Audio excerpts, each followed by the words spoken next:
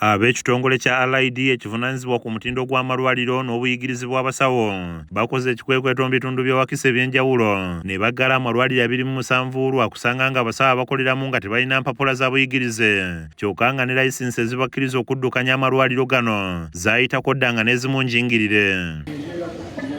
Bano batandikidde mu bitundu okuli Kikookiro ne baggala eddwaliro erya Wangu Medical Center ng'eno basanze omusawo Medias Nakato aliddukanya nga talina mpapula za buyigirize kyokka ng'ali mu kujjanjaba abalwadde, ng'ono bamubuuzizza ebyuma byakozesa okukebera abalwadde nga tabirina, kyokka era bamubuuzizza ebitabo wakuumira abalwadde nga nabyo tabirina.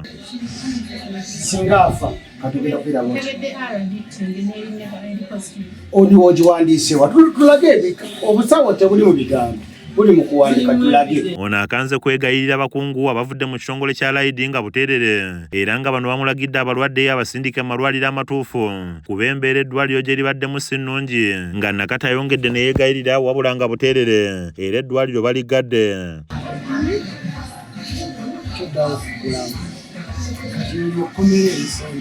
Bano beeyongeddeyo ku ddwaliro lya Oasis Medical Center ng'eno naye omusawo Prosy Nabaliigu basanzeemu empapula ze z'obuyigirize ezibadde teziwera, kyokka nga ne layisinsi emukkiriza okukola tagirina, ng'ono bamusanze nga n'ebyuma byakozesa okuggyako abalwadde omusaayi amala gabitereka nga n'obukyafu bungi mu ddwaliro, ekitabudde abasawo bano ne bamuggala. Tuzze tulaba amalwaliro agalina ensonga ez'amaanyi ez'enjawulo ng'ezimu zitiisa n'okutiisa ng'otya n'okulaba abantu balala bamanye nti eddwaliro libeeramu muki omusawo nga actually si ddwaliro naye nga kittiro. Ate ekisimbiri ku ddwaliro lya St Jesus basanze layisinsi yaggwako dda kyokka nga n'obukyafu bususse ogw'omulamuzi era nga wano basanzewo omusawo yawummula mu gavumenti Rajabu Kiguli wabula nga wakolera abakyafu ebitagambika nga n'eddagala lyakozesa okukuula abantu amannyo alikuumira mu mpiso.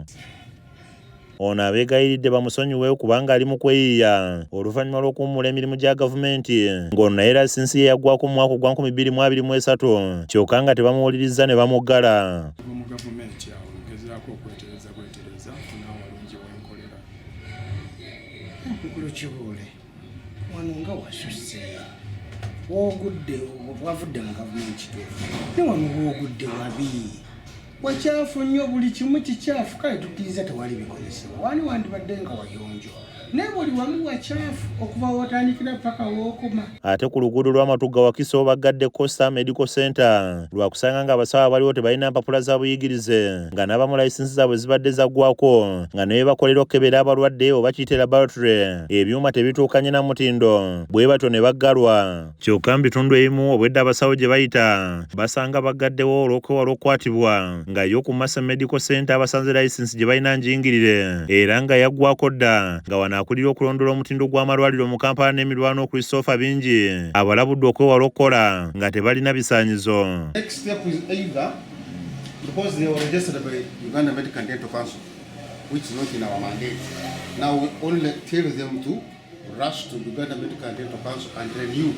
For the last 4 years, they will pay money for 2023, 2024, 2025 and 2026 in order to be up to date now. Wabula Michael Kayizi nga yakuliddemu ebikwekweto bino ayogedde ku malwaliro agaggaddwa n'ategeeza nti bazenga balabula abantu bano okuwala omulimu gw'obusawo nga tebalina mpapula za buyigirize kyokka nga tebeefiirayo.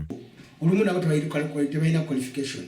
Ffe tufeeke etteeka tuliteekesako abo betusanzeewo era kyetukoze kyetuze tukola mu betusangawo kisinziira ku bwafaanana. Bw'aba mutendeke abo bonna tugenda bateeka ku lisiti bavunaanibwe mu ono akubiriza abantu okwegendereza ebifo bye bagenda okufunira obujjanjabi era n'ategeeza nti ebikwekweto bino byakugenda mu maaso mu bitundu by'eggwanga eby'enjawulo. Tonnawa muntu yenna alina mulimu olina kusooka kusaba mpapula ze n'olaba kye yasoma ne layisinsi ye kyeriko oba ekyaliko oba yaggwako. Naawe gwagenda okukolamu olina okulaba nti eddwaliro lirina layisinsi gy'ogenda okukolerako. Kati bwekityo buli omu olina okuba n'obuvunaanyizibwa obw'okutaasa omulwadde n'okuwuuma amateeka. Kyasanku Benadi akusakidde emboozi eno ku lwa KSTV Aggalero.